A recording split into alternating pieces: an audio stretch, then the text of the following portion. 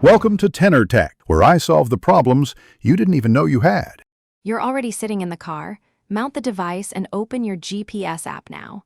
Tap the destination field and type or select the place. Choose route preferences like fastest versus avoid tolls. Once done, enable voice guidance and pair to your car's Bluetooth so directions come through the speakers, not your pocket.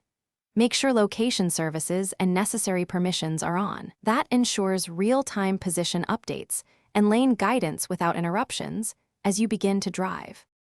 As you drive, focus on the road and use the GPS for quick glances at upcoming turns and lane suggestions. Once you approach complex interchanges, zoom or switch to 3D view to read signs and align your lane. This reduces last-second maneuvers.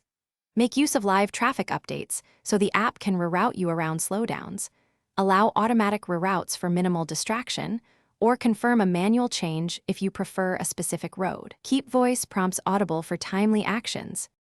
When you hear the final prompt, slow and park safely before interacting with the device. That completes guided navigation. If the GPS loses your position or stops updating, toggle location or airplane mode briefly, or restart the app to re-establish satellite or network fixes. Make sure you've downloaded offline maps for areas with poor service. This prevents dead zones. If voice prompts fail, check Bluetooth routing and volume, and then resume driving with visual cues until audio is restored.